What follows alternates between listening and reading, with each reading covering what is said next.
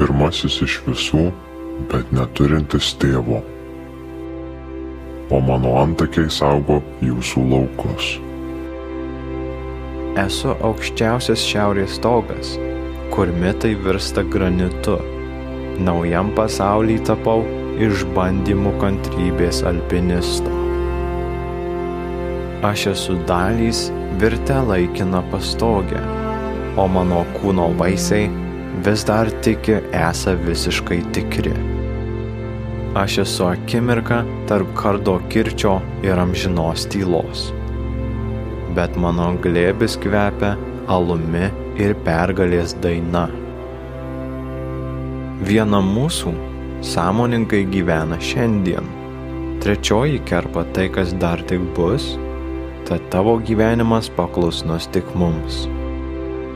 Tau gimus aš dar neegzistuoju ir visgi nesu šešėlis, nes įeinu į kambarį dar prieš tau atveriant žmonių duris.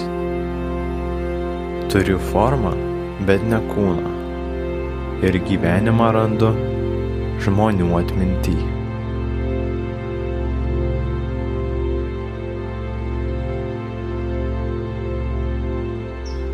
Hei! Ho! Hu! Kviečiu visus nemėgstančius plauti indų! Ai, aš vėliau išplausiu. Visus visuomeniai pavojingus žmonės, kurie pirmiausiai pilasi pieną, o tik tada sausus pusryčius. Bliuduko reikės pirmiausiai bliuduko, gerai? Sausų pusryčių. Ne. Pienas, pirmiausiai, pieno. Taip, reikia pirmiausiai pienas. O dabar jau sausi pusryčiai. Sausi pusryčiai. Po pieno. Nepamiršk. Kaip skanu. Kviečiu visus, kurie nemėgsta plauti indų, bet vis tiek plauna indus. Ačiū Dievui. Kviečiu visus vikingus ir visus bičiulius. Jiems irgi būna, kad plaukai taip stovi. Skiauteriai. Hei. Praeitoje dalyje matėte, kaip šitas mirtingasis bandė perprasti vikingų kosmologiją, mitologiją ir senąjį skandinavų tikėjimą. O prizai jau nebėra paslaptis. Dėka jūsų kantrybės jie buvo atrakinti praeitoje dalyje. Į šias runas Aleksas sudėjo savo mėgėjišką rankų darbą, o aš įpūčiau prasmę. Tarp jų taip pat slepiasi keli atvirukai atvykstantys tiesiai iš šios mistinės kelionės taškų. Paskutinė proga juos pačiupti, bet rimtai pasukti reikės jums galvą. Ne į kairę, ne į dešinę, kaip legendinis šuo amsis perėjo jums lotų, bet kantriai ir nesukčiaujant, be dirbtinio intelekto ir be močiutės išmintingų draugų sektos. Prieš neriant į paskutinę dalį, taisyklės pristatys mūsų charizmatiškasis Mykolas. Man eit? Labą dieną. Oi. Labą dieną.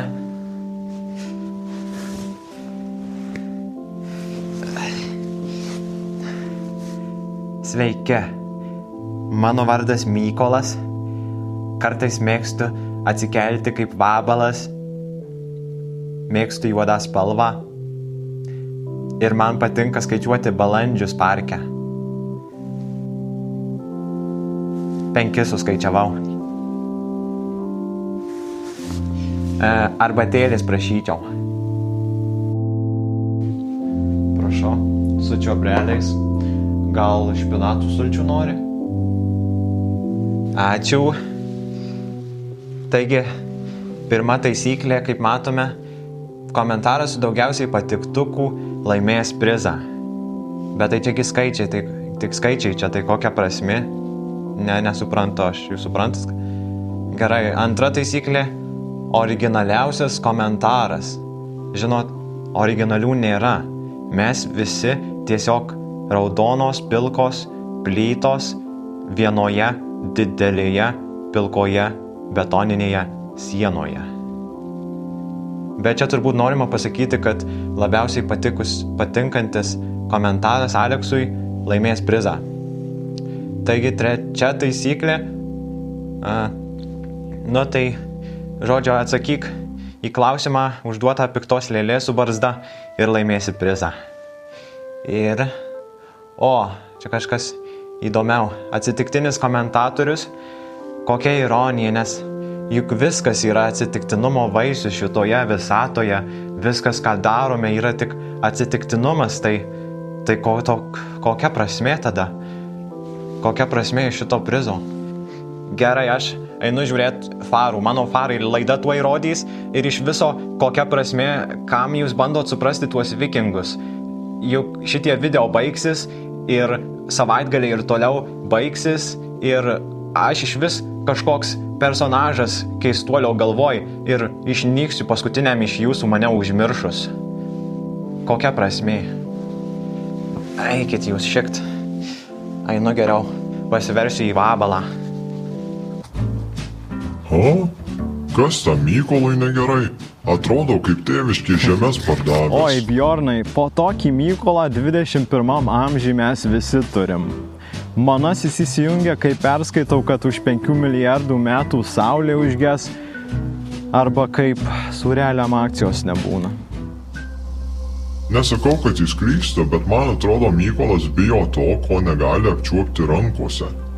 Juk niekas, nei dievai, nei saulė, nei žmonės neturi pastovios formos. Viskas nuolat teka, griūva ir persitvarko. Jei bijosi pabaigos, praleisi vienintelį tikrą dalyką, kurį turi – šią akimirką.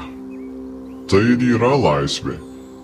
Gyventi čia ir dabar, bei daryti tai, ką privalai su humoru, laisva valia. Net jei žinai, kad visata tave išardys ir sudės iš naujo.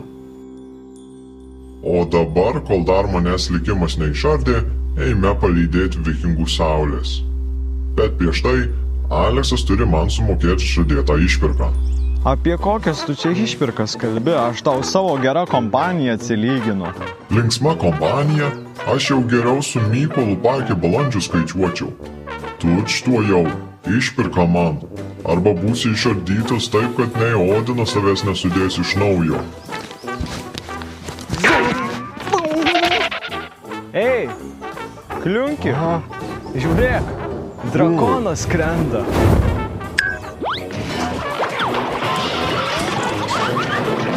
Smagaus žiūrėjimo.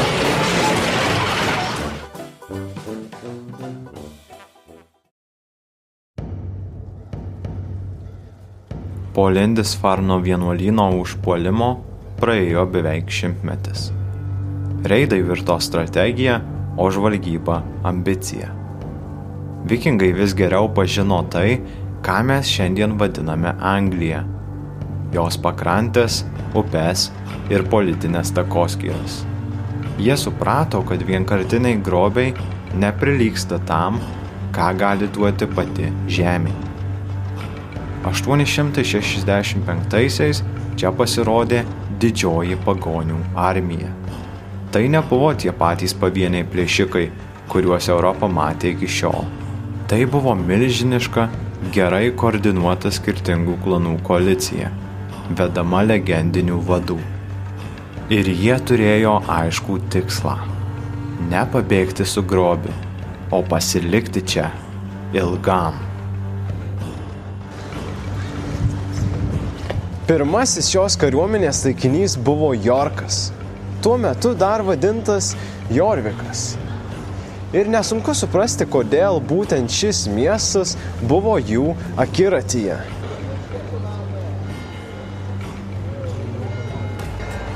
Stoviu čia, kur kadaise susikryžiuodavo prekybos keliai, politika ir, žinoma, religija. Jorvikas buvo Šiaurės Anglijos širdis. Ir vikingai tai žinojo. 866-aisiais vikingai į Jorką žengė beveik be kraujo, pasinaudoję svetimo karo sumaištimi. Tačiau ramybė buvo tik iliuzija. Jau po pusmečio miestas tapo spąstais, susivieniję anglosaksai pralaužė sienas ir gatvės užsipildė chaosu bei skerdynėmis. Jorko dulkėse krito abu Northumbrijos karaliai, o kartu su jais ir sena tvarka.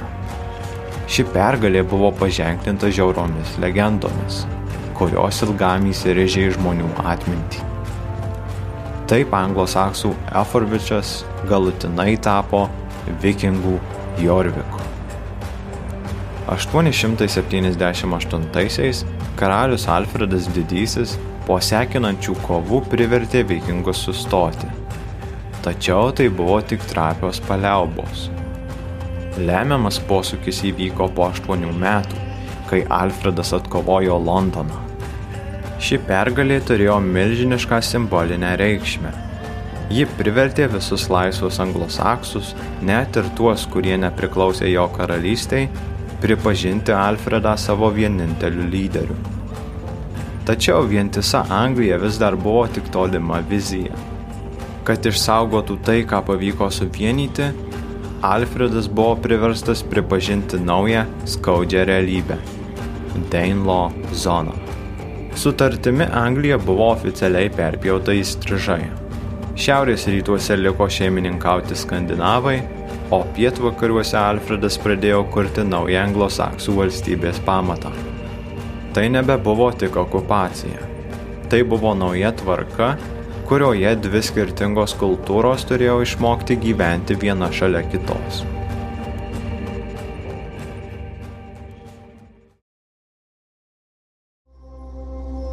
Čia nėra laimėtojų ar pralaimėtojų, nes likimas jų tas pats. Aš priminimas, jog niekas neplaukia amžinai tą pačią vagą. O senas tvartas sudega, kad vėl iškiltų žalias iš nesustojančių bangų. Esu saulėlydis, po kurio ateina ne naktis, o naujas rytas be senų klaidų.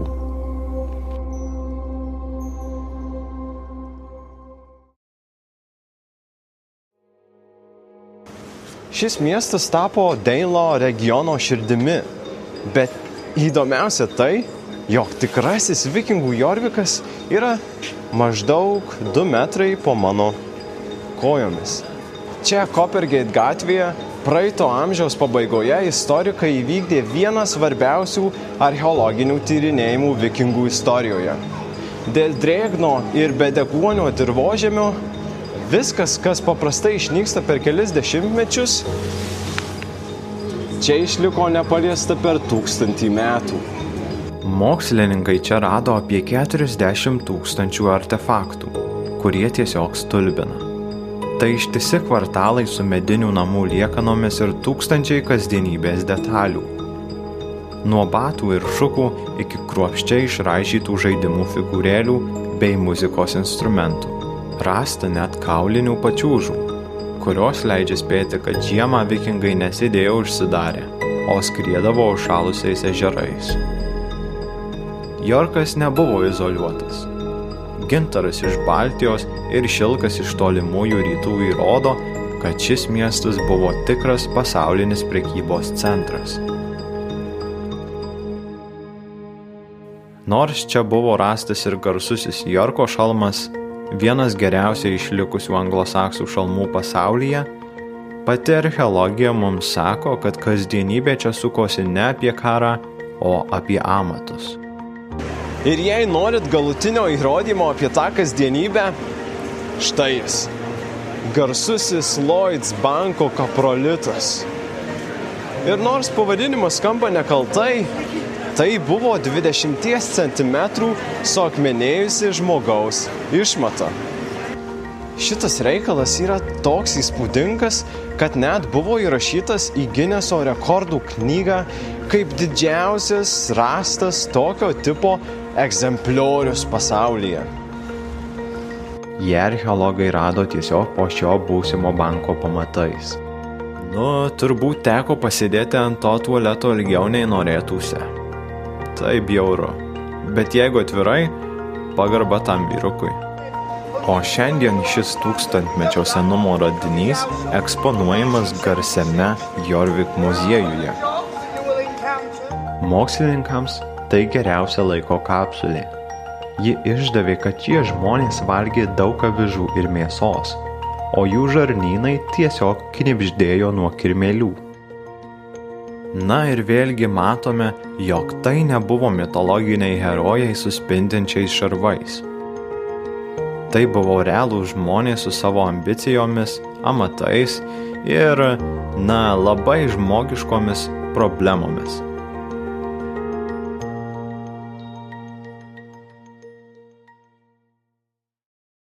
Nors žemėlapyje nubrėžta riba skyrė dvi valdžias, kasdienybėje tai buvo multikultūrinis katilas.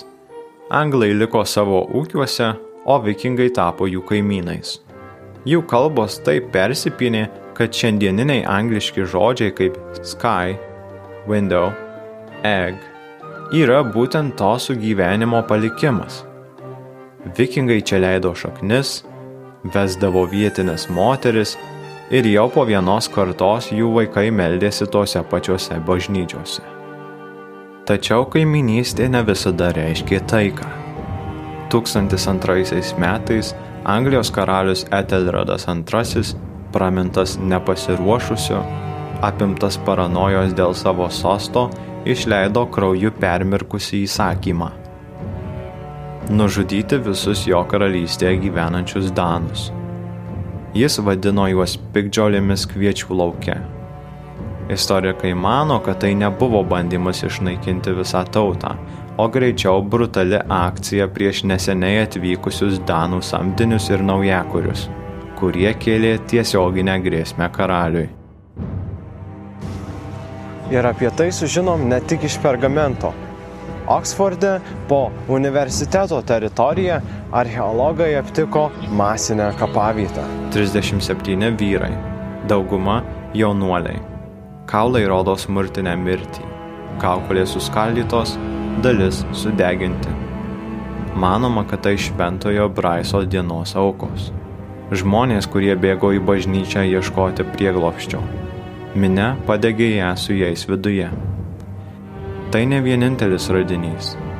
Dorsete dar viena kapavietė. 54 skandinavų vyrai. Nukirstos galvos sudėtos atskirai nuo kūnų.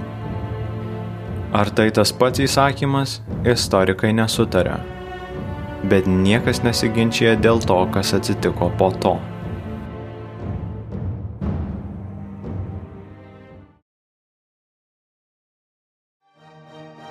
Ne upė ir ne siena, bet perpjoviau pusiau.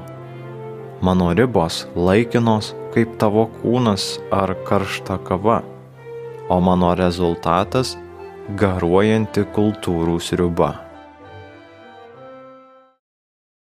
Šventojo Braiso dienos žudynės tikrai nepalengvino karaliaus padėties. Tarp nužudytųjų galėjo būti Danijos karaliaus Benošo kebarzdžio sesuo Gunhilda. Galimai tai buvo paskutinis lašas, prisidėjęs prie jau augančio keršto už vikingų žudynės, Etelredo nepasiruošusio silpnumo ir turtingosios Anglijos vilionės. 1013-aisiais Benošas kebarzdis galutinai nuvertė Etelredą nepasiruošusį ir tapo pirmuoju Danu valdžiusiu Anglų žemes. Tačiau čia slypi ironija. Užėmę sostus, vikingai nustojo būti vikingais. Jie tapo karaliais. Nors vikingų amžiaus pabaiga buvo paženklinta didžiųjų mūšių krauju, tai nebuvo vienintelė priežastis. Šalia kalavijų čia veikė ir kiti, lėtesni procesai. Jie keitė vikingų pasaulėžiūrą, kol galiausiai jų neliko ne tik mūšio laukuose, bet ir jų pačių namuose. Krikštas. Senieji dievai, Odinas ir Toras buvo puikūs kariai, bet prasti diplomatai. Priėmę krikščionybę, vikingų vadai gavo bilietą į Europos elitą. Bet už tai teko susimokėti. Krikščionis karys nebegalėjo tiesiog plėšti kito krikščionio vienuolyno. Valhalą pakeitė rojus, o laukinę laisvę bažnytinė drausmė. Valstybė. Vikingas pagal apibrėžimą buvo tas, kuris išeina į žygį. Tačiau naujieji Skandinavijos karaliai suprato, klajojantis plėšikas jiems neneša naudos. Jiems reikėjo ūkininkų, kurie mokėtų mokesčius. Vikingauti tapo nelegalu pačioje Skandinavijoje. Jūros vilkus pakeitė mokesčių mokėtojai. Pinigai. Vikingai klestėjo, kol kontroliavo sidabro kelius iš rytų.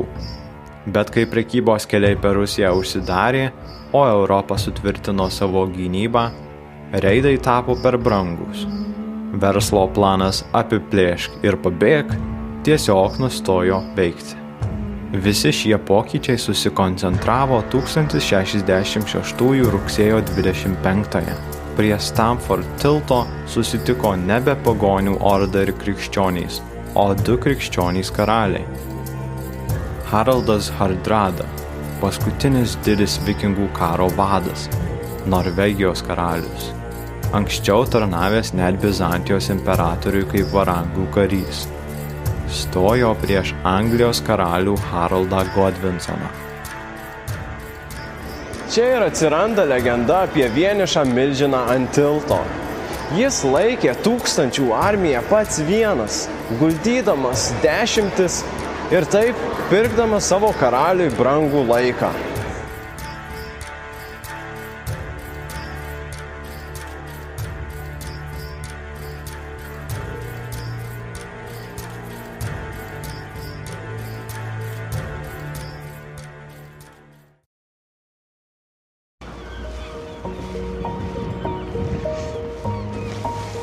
Na, galbūt ši istorija yra šiek tiek pagražinta.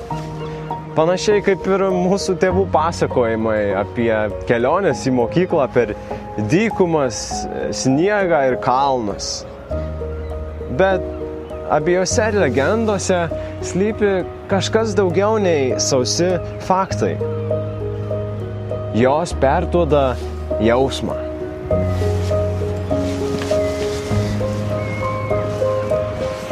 Tas karys ant tilto man atrodo kaip pats vikingų amžius. Galingas, drąsus ir bebaimis, bet neišvengiamai trapus laikui ir pokyčiams. Kai jis krito, kartu su juo nuskendo ir visas senasis pasaulis. Hardrada žuvo, jo armija buvo sumušta, o iš 300 laivų atplaukusių į Angliją namo grįžo tik 24. Ta diena užtemo ir visa epocha. Vikingų amžius užsidarė lėtai, kaip saulėlydis, nublokštas ne tik mūšių, bet ir pačių šiaurės tautų virsmo į europietiškas krikščioniškas karalystės. Kaip ir po Ragnaroko. Pasaulis sugriuvo, senieji dievai paskendo tamsoje, o iš tų pelenų turėjo atgimti kažkas naujo. Sunku paaiškinti kodėl, bet liūdna. Nes kartu su jais išnyko ir visas jų pasaulis. Ir vis dėlto, gal tas pasaulis neišnyko visiškai. Čia, Jorke, kartą per metus jis sugrįžta. Esu Jorvik festivalyje. Čia žmonės persirengia vikingais, atkuria jų amatą, maistą, ginklus. Visas miestas savaitai pavirsta į tą senąjį medinį Jorviką. Pasaulį, kuris seniai nugrimzdo po žeme, bet vis dar gyvena mūsų vaizduotėje.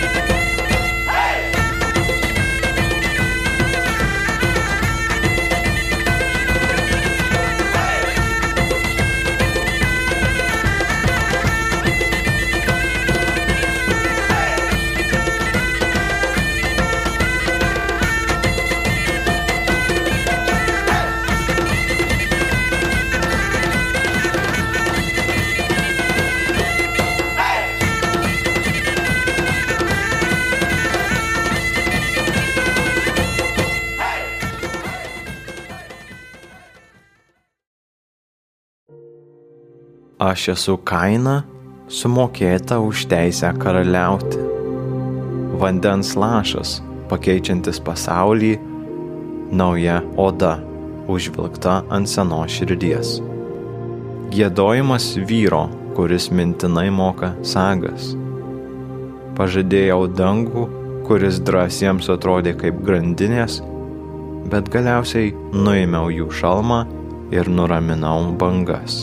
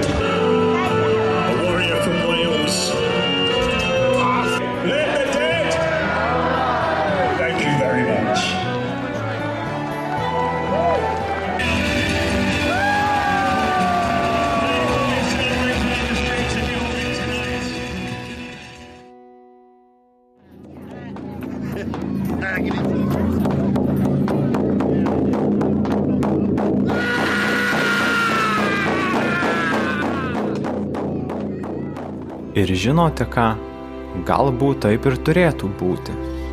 Gal geriausias būdas suprasti istoriją yra ne vien skaityti apie ją, bet ir pajusti jos kvapą, svorį, tekstūrą. Net jei tai tik rekonstrukcija. Tačiau vikingų pasaulis šiandien gyvas ne tik festivaliuose. Net jei angliškai nemokate nei žodžio, tikrai esate girdėję jų šešėlių savaitės dienose. Thursday nuo dievo Toro, Friday nuo deivės Freyja. Islandijoje ir Farerų salose šis paveldas dar grynesnis. Islandų kalba pasikeitė taip mažai, kad studentai vis dar skaito tūkstantmečio senumo sagas.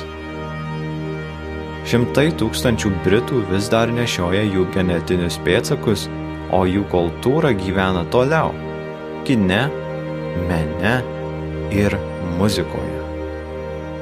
Tas žadėtas naujas pasaulis po Ragnaroko turbūt ir buvo didžiausia šios istorijos ironija. Haroldas Godvinsonas laimėjo didžiausią pergalę savo gyvenime, bet ta pergalė jį ir pasmerkė. Jo kariuomenė buvo fiziškai ir psichiškai išsekusi. Kol Haroldas šventė pergalę šiaurėje, pietuose išsilaipino nauja grėsmė. Praėjus vos kelioms savaitėms, 1066 spalio 14 įvyko lemiamas Heistingo mūšis. Čia Haroldas II stojo prieš Vilhelmą užkariautoją ir jo Normanus. Jų pavadinimas kilęs iš Northmen. Tai buvo tie patys vikingai, kurie prieš 100 metų apsigyveno Prancūzijoje, priėmė jų kalbą, bet išsaugojo protėvių kraują bei nepalaužiamas ambicijas. Vikingų amžius nesibaigė pralaimėjimu. Jis tiesiog transformavosi į galingiausią jėgą Europoje. Vikingų veiksmai tapo milžinišku drugelio efektu. Jų laivų kiliai skrodė vandenis nuo Amerikos krantų iki Konstantinopolio mūrų, sujungdami pasaulį dar tada, kai jis atrodė begalinis. Jie buvo jėga, privertusi senąją Europą keistis, vienytis ir evoliucionuoti. Tad šiandien mes gyvename pasaulyje, kurį jų ambicijos padėjo suformuoti. Ragnarokas nesunaikino pasaulio. Tai buvo mirties ir atgimimo momentas. Ir gal tai yra geriausia, ką galime pasakyti apie bet kurią epochą, kad jie neišnyksta, o tiesiog tampa kažkuo kitu. Šiandien tas praeities aidas atgyja mūsų pačių mintyse. Mes galim iki nukritimo analizuoti datas ir mūšio laukus, bet be dabarties praeitis būtų tiesiog tylūs akmenys. Istorija egzistuoja tik per žmogų, kuris į ją žiūri. Ir tik tada, kai jos aidas pasiekia tave, supranti, jog visą tą laiką ji buvo apie mus ir mūsų pačių kelionę.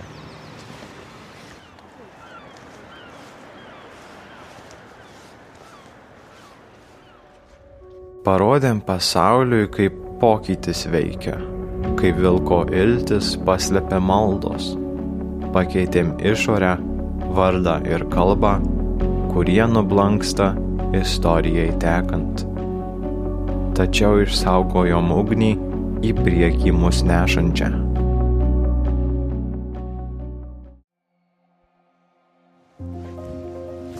Dabar jau tikrai visi esame girdėję apie vikingus. Jie buvo plėšikai ir piratai. Ir tuo pačiu drąsūs kariai ir verslūs prekeiviai. Panašiai kaip suvalkiečiai. Nukeliavę neįsivaizduojamus tolius. Jie buvo vadinami barbarais ir pagonimis.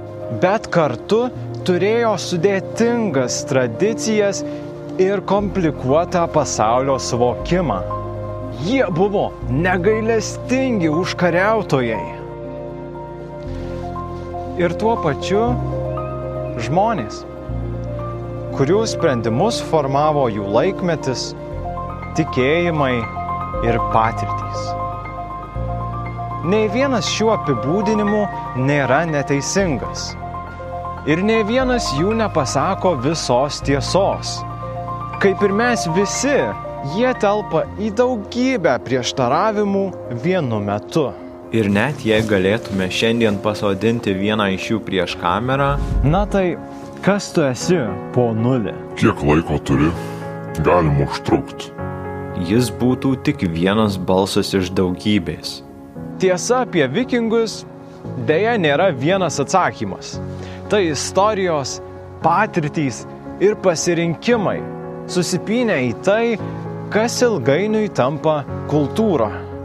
Ir taip, kaip mes juos matome šiandien, taip pat priklauso nuo mūsų pačių pasaulėžiūros, kuri yra tik dar viena pynė daug didesniame, paslaptingame pasakojime. Raštas? Pynės?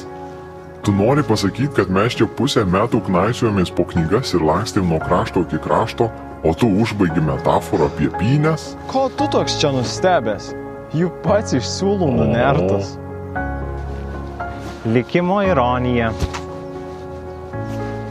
Bet taip, Bjornai, galbūt istorija nėra teisingų atsakymų lentelė. Galbūt tai tiesiog bandymas suprasti žmones, tokius kaip mes, ieškančius, klystančius, bandančius susidėlioti realybę, kuri juos kažkur vestų. Tai gal verta mokytis ne tik faktų, bet ir sustoti ir pagalvoti, kas iš tikrųjų buvo vikingai ir kas mus su jais sieja. Vis dėlto, galbūt mes netokie ir skirtingi, kaip norėtume tikėti.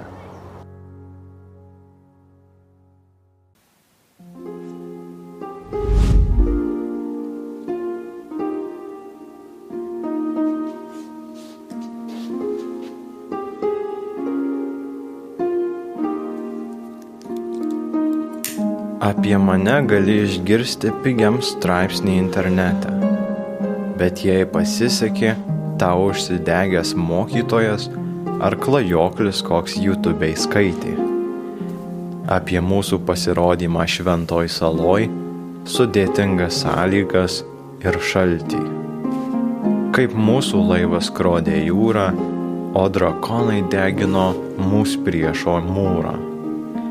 Nesunkiai mus su žemėm galima sulygint, juk žudėm, deginom, kvatojom, bet skausmas mūsų slypi veiksmuose lydėtos kraujo.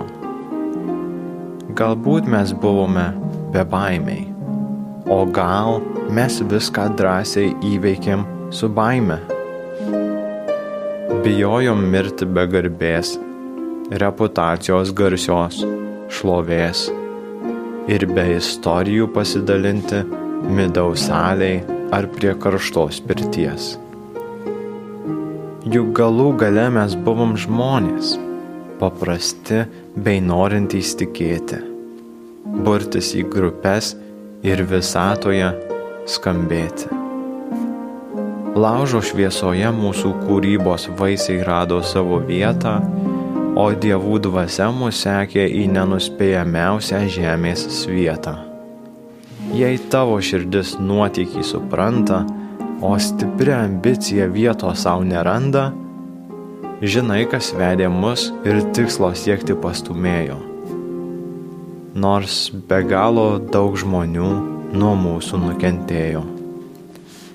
Paplitom po pasaulį kaip skanus importinis alus, visų pramogai, sensacijai ir pokalbiui ilgam bei sudėtingam. Bet artimiau pažinti mes tik atsidavusių istorikų, smalsuolio žvilgsnio ir žmonių be priešankstinio nusistatymo. Iškeliavom kaip nepažįstami, bet dvasiškai priklausantys traukinio keleiviai, palikdami po savęs tik pelenus ir legendas, kurias galbūt kas nors dar susapnuos ir paragaus, ką reiškia būti vienu mūsų, suprasdami, kad reikia žmogui meilės ir būti suprastam.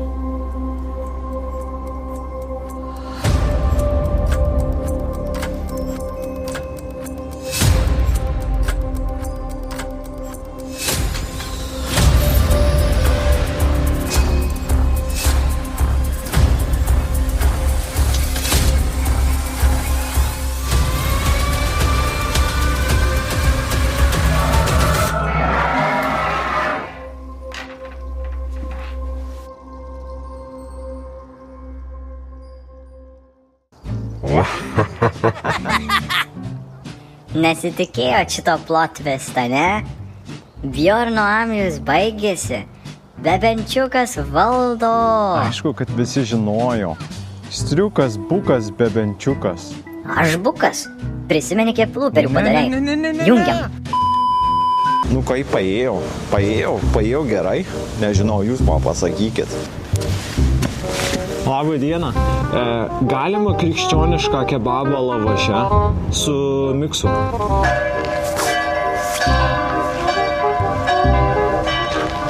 Geras negatyvis.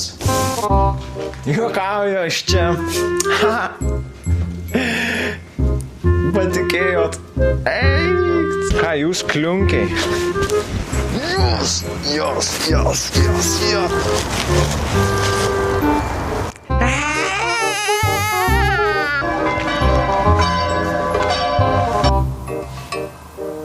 Nesuprantat, kad aš čia filmuoju?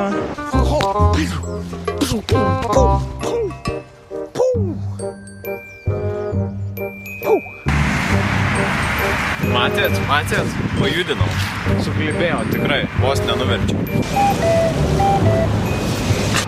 Iš kelio visi staigiai, kad nematyčiau. Taigi nebūna taip. Juokauju. Haris Poteris yra dokumentika. Kiekvienas, kuris pasakys kitaip, aš tave surasiu ir nenoriu sakyti nužudysiu, nes parašysit pareiškimą ant manęs. Važiuojat, greičiau. Jungiat raudonus šviesoforus, hebra, ir leidžiat man filmuoti.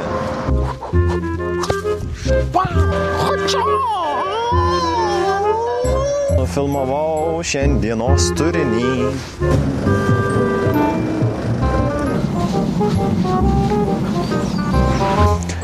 Vikingų istorija primena, kad ir net žiauriausios praeities figūros vėliau gali būti paverstos pinigų kupiūrom. Sušalau šiandien, o dabar varau atgal į viešbutį. Labai gerai apie savo hostelį kalbu. Į savo miego piliulę, kur galiu atsigult, kur neturiu užuolaidų. Ir jeigu kas nors eina į kambarį ir uždega šviesą, tada man tik tai bum akyse. Tas minė karvė.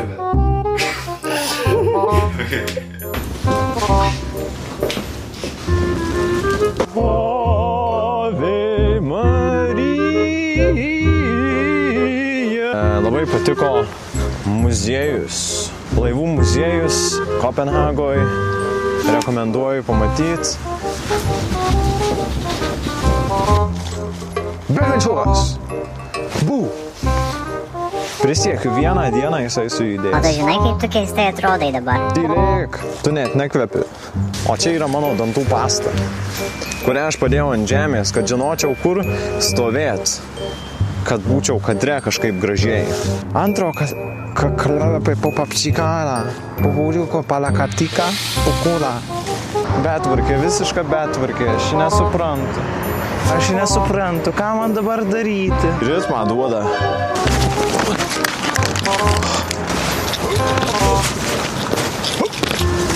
Triukas, bukas, bebenčiukas. Ką tik nufilmavau tobulą kadrą, bet nenufilmavau. Nu tai nenufilmavau galų gale. Anyway. Viskas, kas dažniausiai... Oh yeah.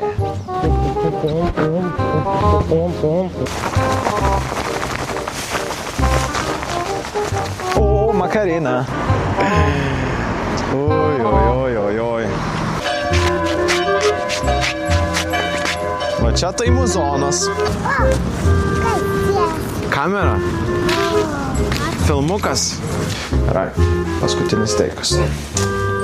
Tam reikėjo Kas čia per nesąmonė? Kas čia parašė šitas nesąmonės? Ai, o aš. Kaip vikingas padėkotų? Ačiū.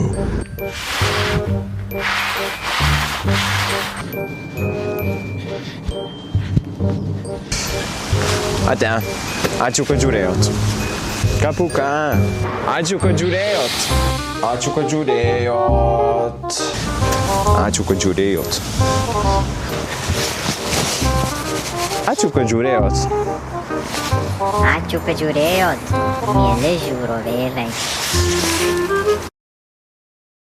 Tai va, baigėsi farų laida, nesulaiminga pabaiga, nesulaiminga pabaiga. Nežinau, ką dabar daryti.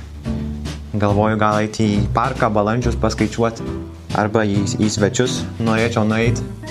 Seniai buvęs. Kodėl mano kojinė skylėta? O tai koks skirtumas, kokia prasmė? Koks skirtumas? Ar mano kojinė skylėta, ar neskylėta, ar jinai juoda, ar balta? Čia tik spalvos. Einu balandžių. O, matau 5 balandžius. Einu, mažų rekordas bus mažų 11 balandžių šiandien bus. Gerai, malonu buvo, malonu susipažinti su čiobreliais. Dar špinatų sulčių siūlėtas kvailys kažkoks. Ne, man tik su čiobreliais arbatėliai. Geriausia. Liuks. Atėjo. Mykolas aš. Mykolas. Atsiminkit, neužmirškit, nes aš nustosiu egzistuoti. Nepamirškit Mykolo. Nepamirškit. Aš Mykolas. Aš balandžius skaičiuoju parke ir geriu čiobrelių arbatą ir mėgstu būti Mykolu ir pasiversti į vabalą kartais. Kartais noriu pasiversti į vabalą kokį šeštadienio rytą. Ir tada, kokią knygą reikės parašyti. Metamorfozė pavadinsiu. Metamorfozė, būsiu vabalas. Vabalas būsiu. Didelis vabalas.